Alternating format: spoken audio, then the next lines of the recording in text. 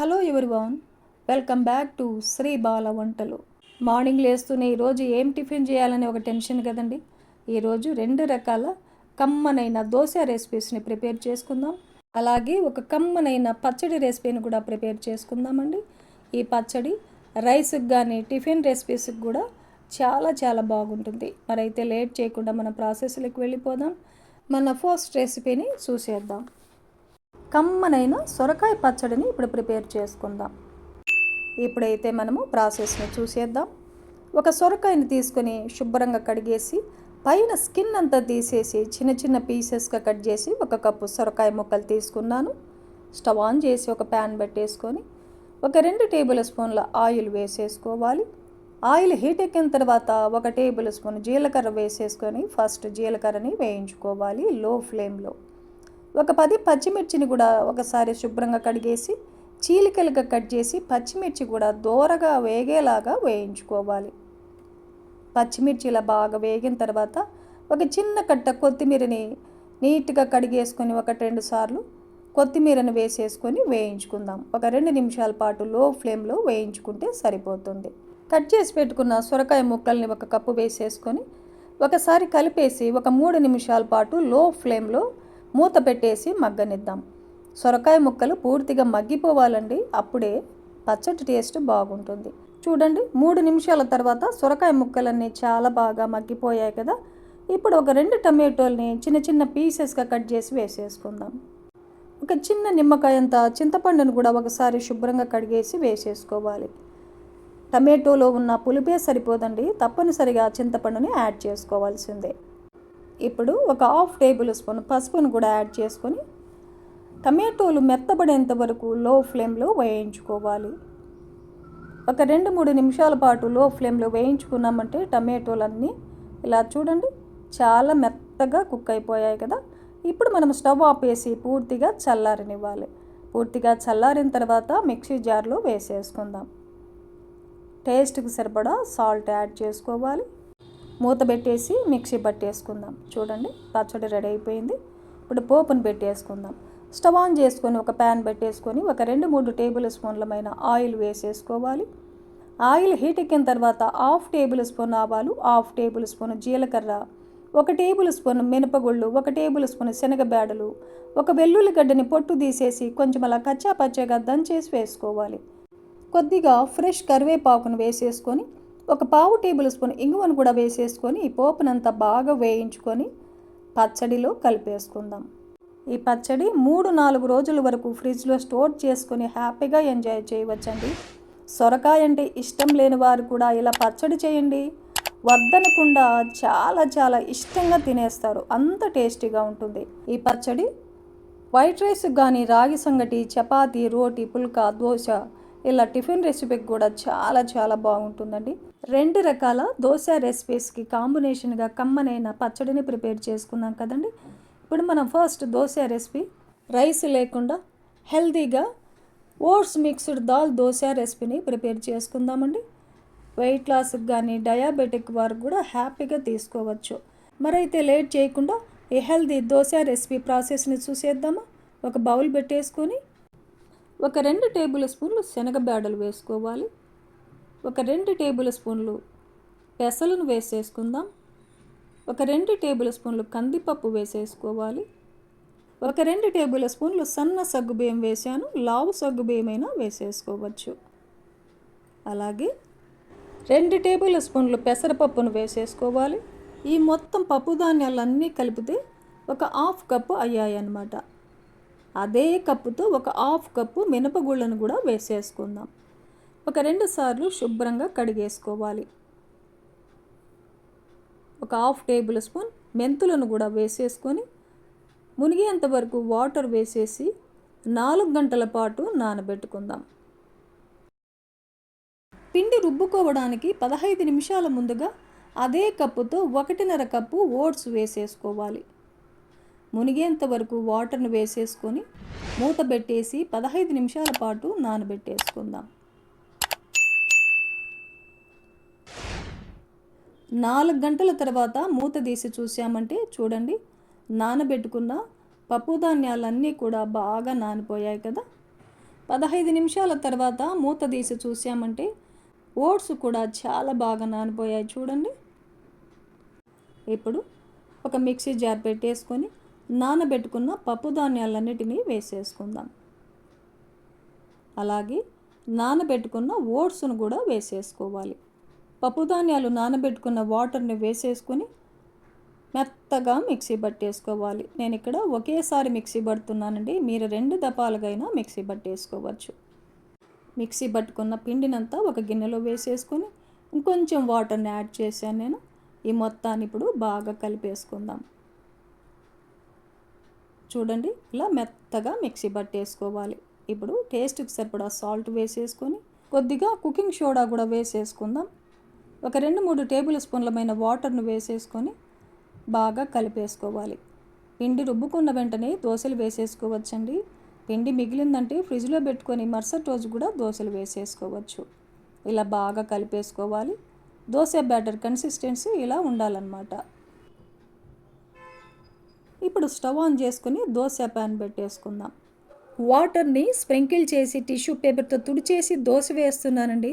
మీరు కావాలంటే 1 table spoon oil వేసేసి ఉల్లిపాయతో రుద్ది కూడా దోశను వేసేసుకోవచ్చు. స్టవ్ని లో ఫ్లేమ్లో పెట్టేసుకొని దోశ బ్యాటర్ వేసేసి స్ప్రెడ్ చేసుకోవాలి. ఎంత పలచగా అయినా దోశను వేసేసుకోవచ్చండి. ఇప్పుడు సన్నగా తరిగిన ఉల్లిపాయ ముక్కలన్నిటినీ దోశ మీద స్ప్రింకిల్ చేసుకోవాలి. తురిమేసుకున్న క్యారెట్ను కూడా వేసేసుకుందాం. తురిమేసుకున్న అల్లంను కూడా స్ప్రింకిల్ చేసుకోవాలి. చిన్న చిన్న పీసెస్గా కట్ చేసిన పచ్చిమిర్చి ముక్కలను వేస్తున్నాను. చిన్న చిన్న పీసెస్గా కట్ చేసిన కొత్తిమీరను కూడా స్ప్రింకిల్ చేస్తున్నాను. 1 టేబుల్ స్పూన్ ఆయిల్ వేస్తున్నానండి, మీరు కావాలంటే నెయ్యిని కూడా వేసేసుకోవచ్చు. మూత పెట్టేసి మీడియం ఫ్లేమ్లో ఒక 2-3 నిమిషాల పాటు దోశని కాల్చుకోవాలి.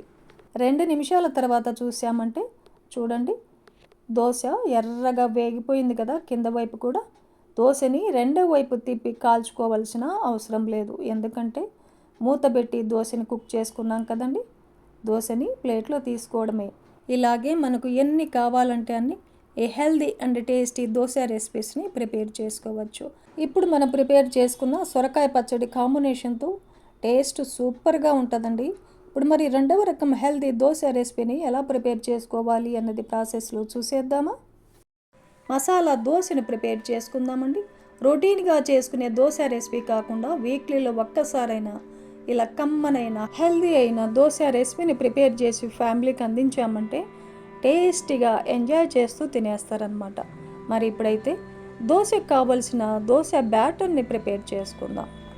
ఒక గిన్నె పెట్టేసుకొని 3 గ్లాసుల రైస్ వేస్తున్నాను. 1 టేబుల్ స్పూన్ మెంతులను వేసేసుకుందాం.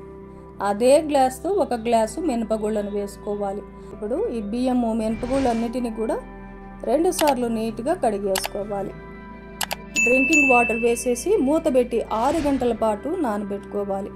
పిండి రుబ్బుకోవడానికి ఒక 5 నిమిషాల ముందుగా ఏ గ్లాస్తో అయితే మనం బియ్యము మినపగుళ్ళు కొలుచుకున్నామో అదే గ్లాసుకి 1/2 గ్లాసు అటుకులను తీసుకొని ఒకసారి శుభ్రంగా కడిగేసి వాటర్ వేసి ఒక 5 నిమిషాల పాటు నానబెట్టుకుందాం.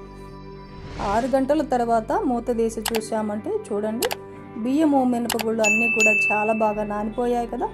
ఇందులో ఉన్న వాటర్ని సపరేట్గా వంపేసుకొని మిక్సీ జార్లో వేసేసుకుందాం. నేను ఇక్కడ 2 దఫాలుగా మిక్సీ పడుతున్నానండి, మీరు గ్రైండర్లో కూడా రుబ్బేసుకోవచ్చు. సగం వేసేసుకొని తగినన్ని వాటర్ వేసుకుంటూ మెత్తగా మిక్సీ పట్టేసుకోవాలి. మిక్సీ పట్టుకున్న పిండినంతా ఒక గిన్నెలో వంపేసుకుందాం. మిగిలి ఉన్న బియ్యము మినపగుళ్ళను కూడా వేసేసుకొని నానబెట్టుకున్న అటుకులను కూడా వేసేసుకొని తగినన్ని వాటర్ వేసుకొని మెత్తగా మిక్సీ పట్టేసుకోవాలి. మిక్సీ పట్టుకున్న పిండినంతా గిన్నెలో వేసేసుకొని ఇంకొంచెం వాటర్ని యాడ్ చేస్తున్నానండి. ఇప్పుడు ఈ మొత్తాన్ని ఒక 2 నిమిషాల పాటు బాగా కలిపేసుకోవాలి. ఇలా కలిపేసుకొని మూత పెట్టేసి ఒక నైట్ అంతా రెస్ట్ ఇవ్వాలి. నెక్స్ట్ డే మార్నింగ్ మూత తీసి చూసామంటే చూడండి, పిండి చాలా బాగా పొంగింది కదా. ఒకసారి పిండినంతా మొత్తం కలిపేసుకొని కావలసినంత పిండిని సపరేట్గా తీసుకొని మిగిలింది ఫ్రిడ్జ్లో పెట్టామంటే 3-4 రోజుల వరకు ఎన్ని రకాల దోశ రెసిపీస్నైనా ప్రిపేర్ చేసుకోవచ్చు. ఒక కట్ట పాలకూర తీసుకొని రెండుగా కట్ చేసుకొని ఒక 2-3 సార్లు నీట్గా కడిగేసుకోవాలి ఆకుని. స్టవ్ ఆన్ చేసుకొని ఒక గిన్నెలో వాటర్ వేసేసుకొని బాయిల్ చేసుకుందాం. వాటర్ బాగా బాయిల్ అయిన తర్వాత కడిగేసి పెట్టుకున్న పాలకూరను వేసేసుకొని ఒక 2 నిమిషాల పాటు మీడియం ఫ్లేమ్లో ఆకునంతా బాగా ఉడికించేసుకొని ఫిల్టర్ పట్టేసుకుందాం. ఆకు కొద్దిగా చల్లారిన తర్వాత మిక్సీ జార్లో వేసేసుకోవాలి. మెత్తగా మిక్సీ పట్టేసుకొని దోశ బ్యాటర్లో కలిపేసుకోవాలి.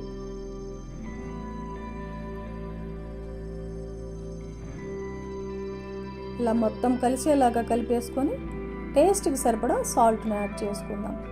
కుకింగ్ సోడా ఏమీ అవసరం లేదండి. దోశ బ్యాటరు ఈ కన్సిస్టెన్సీలో ఉండాలన్నమాట. ఇలా బాగా కలిపేసుకొని స్టవ్ ఆన్ చేసుకొని దోశ ప్యాన్ పెట్టేసుకుందాం. వాటర్ని స్ప్రింకిల్ చేసి టిష్యూ పేపర్తో రుద్దేసి స్టవ్ని లో ఫ్లేమ్లో పెట్టేసుకొని దోశ బ్యాటర్ వేసి స్ప్రెడ్ చేసుకోవాలి. ఇలా దోశను వేసుకున్న తర్వాత చిన్న చిన్న పీసెస్కి కట్ చేసిన ఉల్లిపాయ ముక్కల్ని చల్లేసుకోవాలి. తురిమేసుకున్న క్యారెట్ను వేసేసుకుందాం. చిన్న చిన్న పీసెస్గా కట్ చేసిన పచ్చిమిర్చిని వేసేసుకోవాలి. గ్రీన్ చిల్లీ పీసెస్ని వేసుకున్న తర్వాత చిన్న చిన్న పీసెస్గా కట్ చేసిన కొత్తిమీరను కూడా వేసేసుకోవాలి. ఇప్పుడు తురిమేసుకున్న అల్లాన్ని కూడా స్ప్రింకిల్ చేసుకోవాలి. ఇలా దోశ మొత్తానికి స్ప్రింకిల్ చేసుకొని 1 టేబుల్ స్పూన్ ఆయిల్ వేస్తున్నానండి. ఆయిల్కి బదులుగా ఇంకా కమ్మగా దోశ ఉండాలంటే నెయ్యినైనా వేసేసుకోవచ్చు. ఇప్పుడు స్టవ్ని మీడియం ఫ్లేమ్లో పెట్టేసుకొని మూత పెట్టేసి 2 నిమిషాల పాటు దోశను వేయించుకుందాం. 2 నిమిషాల తర్వాత మూత తీసి చూసామంటే దోశ కింద వైపు ఎర్రగా బాగా వేగి ఉంటుంది.